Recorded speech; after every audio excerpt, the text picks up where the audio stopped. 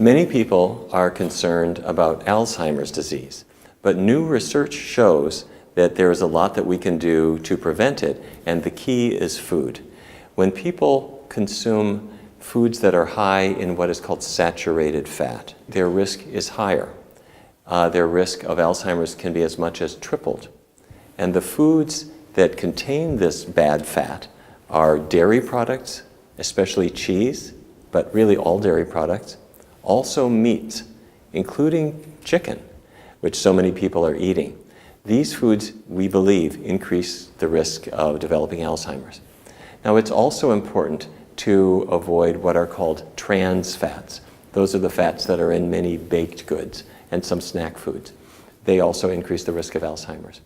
And to the extent that the diet is plant-based, vegetables, fruits, whole grains, and beans, that's the healthiest diet because it has almost none of these bad fats at all and is very, very healthful. Now, there's more to it. It's good to exercise regularly. It's good to use the mind by studying documentaries, reading books, and making sure that we're not just simply watching television or things like that.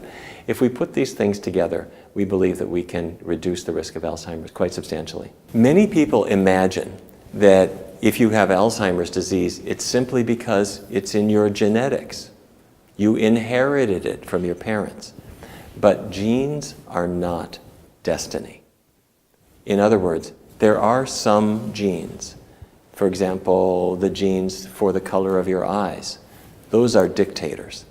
The genes say you're going to have blue eyes and that's it. You can't argue. But the genes for Alzheimer's disease are more like committees.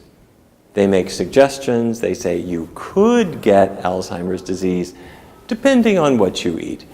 And many disease genes are in the same category. There are genes for diabetes. There are genes for cancer. There are genes that affect our weight, but they're not dictators. So we can argue with them and say, I don't think I want to get any of these diseases. It's very important to remember. We have more control than you might have imagined. Your body needs tiny amounts of iron and copper for certain functions. But the problem is, if you get too much of either one of those, too much iron or too much copper, that can increase the risk of brain problems according to the best evidence that we have. These metals, iron and copper, in the body, they oxidize in the same way as an iron pan can rust or a copper coin can oxidize over time and turn brown or black. In your body, this oxidation happens too. And so iron and copper produce free radicals. As they oxidize, the free radicals damage the brain. So what does that mean? That means, number one, avoiding meat. You wanted to avoid it anyway because of the bad fat, but it also has iron and copper. But it also means being careful about the cookware that you're using, the pots and pans that you're using, and being careful about other sources of iron and copper, if it's added to vitamins or other sources. Everyone should take vitamin B12, and the amount is 2.4 micrograms per day for an adult. A little bit different numbers for children or for women who are pregnant or breastfeeding, but not very different.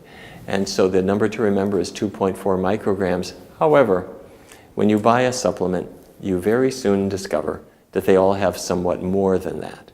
And it's quite safe. It will not hurt you even if you take more.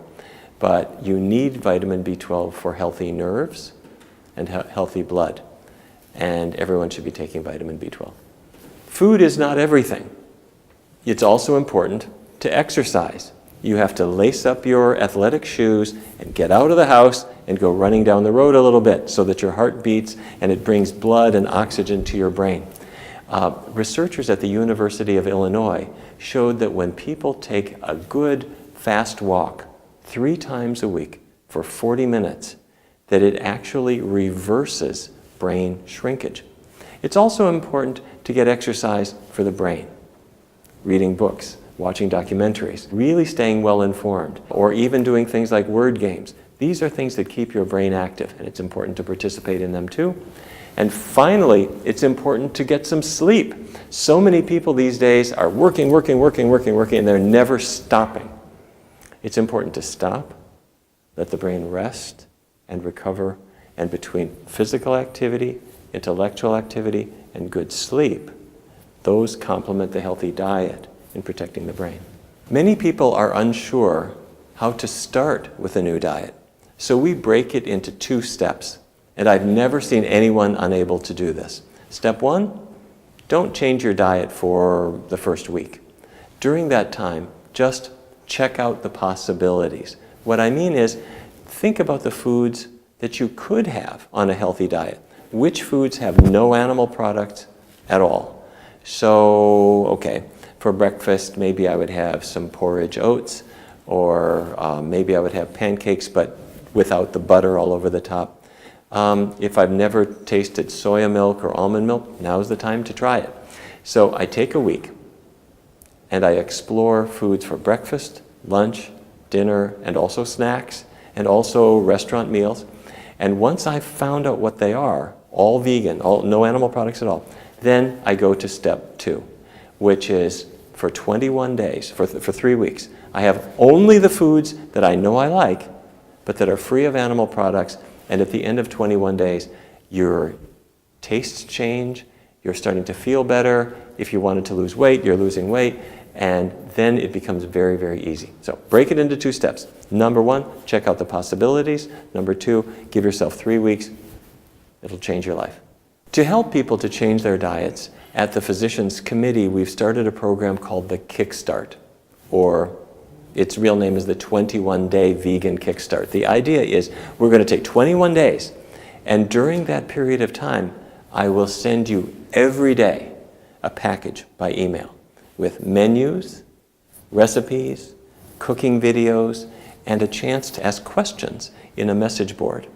And we have it in English, we have it in Spanish, we have it in Mandarin, we have one for people from India and one for people from Japan, and we've had almost 500,000 people go through this program. So I encourage you to try it. It's at www.pcrm.org. It's the Kickstart program, and it's lots of fun. We also have a program called the Food for Life program. Food for Life instructors are people who come to Washington, D.C., and we spend 3 days of intensive training, and we show you how to teach classes in your own community. So wherever you live, you can teach people about how food works, about how food affects the health, and also how to make these healthy foods. So it's a mixture of nutrition and also cooking instruction. It's called Food for Life. It's lots of fun. The Food for Life class is offered to anyone who has an interest in nutrition.